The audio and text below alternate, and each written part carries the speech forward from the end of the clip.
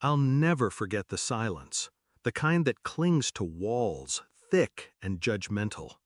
I walked into her in-laws' dining room, the air heavy with perfume and arrogance, their laughter still echoing from the sentence I caught just outside the door.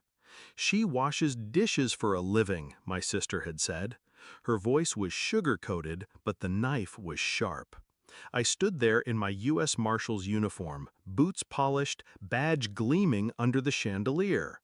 Their silver forks froze mid-air, wine glasses trembled.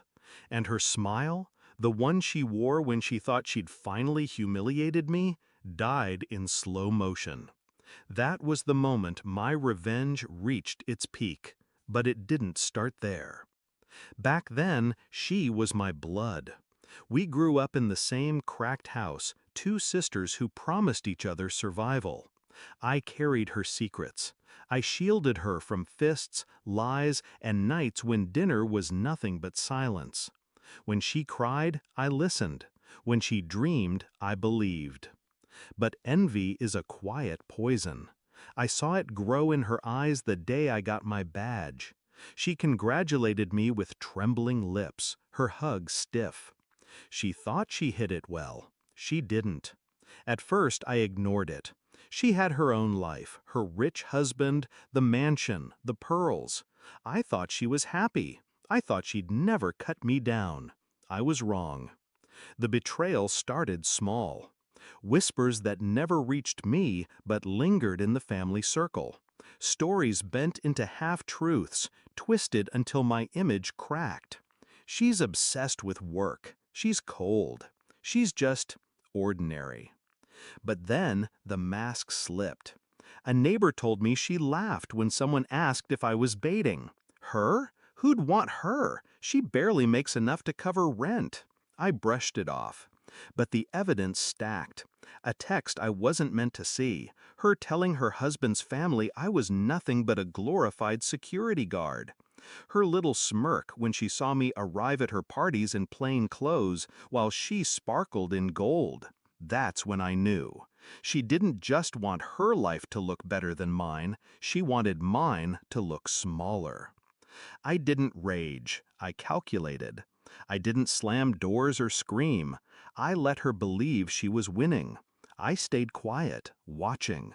And while she spread lies, I worked. Case after case, night after night. My silence wasn't weakness, it was strategy. I knew her world, her desperate need to impress, her constant hunger for approval from her wealthy in-laws. So I built my plan around that. Let her brag, let her boast, let her spin her fiction. And then let me walk in and tear it apart with a single truth. The opportunity came at her anniversary dinner. She invited me reluctantly, probably because appearances demanded it. Her in-laws were all there, lined up like royalty at a banquet, the chandeliers reflecting in their jewelry.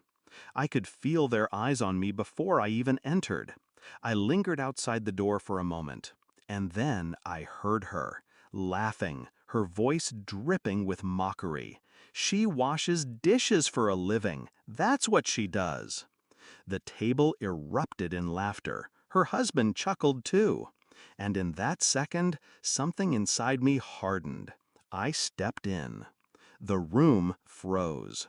My uniform caught the light. My badge shone like a blade. Boots against marble echoed louder than their laughter ever could.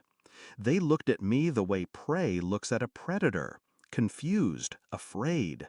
And her, my sister, her face drained of color. She stammered, "What are you doing here dressed like that?" I didn't answer her. I addressed the table. "Forgive me for interrupting. I just got off duty, protecting witnesses, escorting felons, the usual."